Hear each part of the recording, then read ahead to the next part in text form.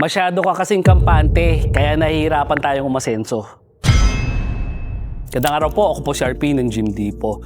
Karamihan sa atin kasi, nagiging komportable na sa sitwasyon natin. May trabaho tayo, may negosyo tayo, kumikita tayo, sapat yung mga gastusin natin doon sa sinusweldo natin. Komportable, di ba? Pero ang problema kasi sa ganung klaseng sitwasyon, pag sumobra ka ng komportable, hindi ka na nag-aambisyon, hindi ka na nag-go-goal ng mas mataas pa doon, napapatigil tayo doon di ba? Actually, itong proof of completion natin, perfect na perfect talaga tong story na to para sa kliyente natin. Ang kliyente natin is para kay Sir Nehemiah ng Zamboanga. So, yung kwento ni Sir Nehemiah, magandang kwento to. Si Sir ay nagtatrabaho sa Alaska, sa States, OFW siya. Malaki yung kinikita niya. Kampante siya. Na-realize ni Sir Nehemiah, hindi niya ma-imagine yung sarili niya natatanda doon sa trabaho na ginagawa niya sa Alaska. Siyempre, iba pa rin yung iba pa rin yung pakiramdam na nasa Pilipinas ka. Pero, ang problema kasi sa ibang mga OFW, habang naandun sila sa ibang bansa, saka sila magpaplano magnegosyo, di ba? Okay naman yun. Nandun sila sa ibang bansa, tapos yung negosyo na sa Pilipinas, ipapamanage nila sa ibang tao. Bago sila napasimula doon sa negosyo na yon, maganda yung yung motivation nila. Kasi hindi ka naman magnenegosyo kung di mo naisip sa sarili mo, nakikita yung negosyo na yan, di ba? Pero along the way, ang problema, yung desire mo para sa pagpapatakbo ng negosyo na yon ay iba sa desire ng tao na iiwan mo sa Pilipinas para mag-manage nun. Ang story namin ni Sir Nehemiah na pinag-usapan namin, perfect na perfect to. Noong mga panahon, nung Spanish conquistador, si Herman Cortez. So pumunta siya sa Mexico. Dala-dala yung mga tao niya at 3 barko ng mga mandirigma niya. Ang intensyon nila, sasakupin nila yung Mexico. Yung ginawa niya kasi ang tumimo sa mga isipan ng mga historian. Ano yung ginawa niya? Pagdaong doon sa Mexico, na-realize nila na napakarami ng kalaban. Kung 500 yung kalaban, 100 lang sila.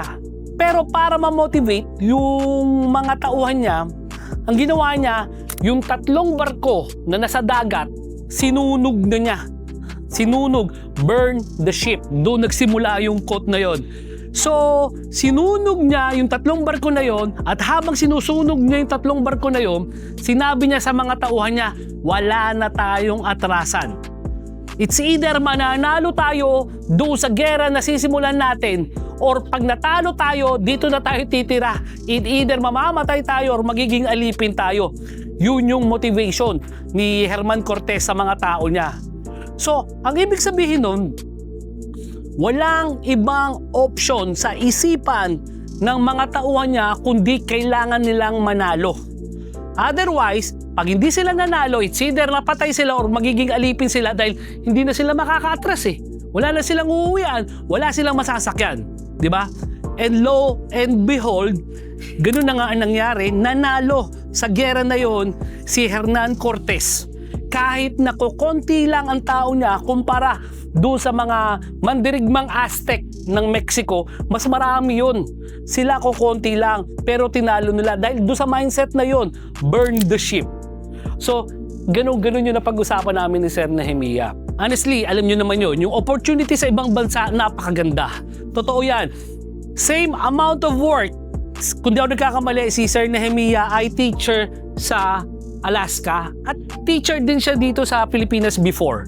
Pero honestly, aminin na natin, yung pag-e-effort ni Sir Nehemiah na magiging teacher dito sa Pilipinas, same effort nang gagawin niya doon sa Alaska, sa United States, pero dehamak na mas mataas ang kikitain niya sa Amerika, sa abroad. Tama, yun yung reason natin bakit tayo nag-a-abroad di ba? Kasi nga, mas maganda yung swelduhan sa ibang bansa, samantalang pareho lang naman ang trabaho dito sa Pilipinas. Pero, sa isipan ni Sir Nehemiah, ang gusto niya ma-conquer, gusto niya na maging established na siya, na meron siyang matatanggap na kita dito sa Pilipinas pag umuwi siya. Anong ginawa niya? Sobrang lakas ng loob ni Sir. Uwi siya sa Pilipinas, sinunog niya yung barko. Wala nang atrasan. Lahat ng naipon niyang pera, pati yung mindset niya, lahat nakatuon doon sa itatayong gym business sa Zamboanga. Ang kagandahan kasi nito, wala nang atrasan. Pagka ang laban walang atrasan, kahit bugbog sarado ka na, tumatayo ka pa para lumaban lang eh. 'Di ba? Ganun yung kailangan nating mindset kasi ang hirap nung honestly, ang hirap nung nasa abroad ka o nasa Pilipinas ka, magtatayo ka ng negosyo, tapos niisip mo na bahala na. Yung desire ko na manalo na andito. Pero sa likod ng isip ko, pagka naisip mo na pag natalo, aatras ako, may masasakyan pa akong barko eh. Di ba? Kaya tuloy, pag minsan, hindi natatapos yung laban eh. Honestly, katulad ko, ilan yung mga obstacles na naranasan ko sa buhay, dito sa gym business mismo ha. Ilang obstacles ang hinarap ko dito sa gym business na to. Isipin mo, mula sa 30 square meters na gym, naging 1,000 square meters. Tatlo ng 1,000 square meters na gym yung naitatayo natin ngayon. Pero hindi lahat yun smooth sailing. Marami doon, may mga failures along the way. Pero buti na lang, wala akong fallback. Wala akong iisipin na okay lang pag nalugi ako dito, tumigil ako dito, lipat ako sa iba. 'Di ba? Wala akong ganung mentality. At dahil nga sa wala akong ganung mentality, pag nadadapa, pag nagkakaroon ng mga pagsubok, hinaharap natin yan. Kasi nga, kailangan tumayo eh. Hindi mo maiwasan. Sa boxing, hindi mo maiwasan masusuntok ka. Pero tatayo ka. Nandun yung mindset ko. Wala akong atrasan. Bakit? Ulila na ako sa mga magulang. So 30 years old pa lang ako, ulila na ako sa mga magulang. 31 years old naman ako nung napunta sa akin yung mga anak ko. Mula 2006, single parent na ako. Magte 20 years na ako single parent. So, ang hirap noon. Wala akong magulang na pwede kong takbuhan. Kung mag-fail ako, pwede ako tumakbo sa mga magulang ko. 'Di ba? Pero dahil nasa akin yung mga anak ko, hindi ako pwedeng mag-fail. Walang room for failure. May room for errors. 'Di ba? Pwede kang masuntok, pwede kang magkamali, pero babangon ka. Yun yung kagandahan doon sa sitwasyon ko. Hindi ako nagsimula ng mataas, kagaya ng ibang mga nagsasalta sa atin na madali lang daw ako magsalta kasi eto na ako, nasa taas. Pero honestly, hindi ako nagsimula dito. Hindi rin ako nagsimula sa gitna. Sa babang-baba ako nagsimula.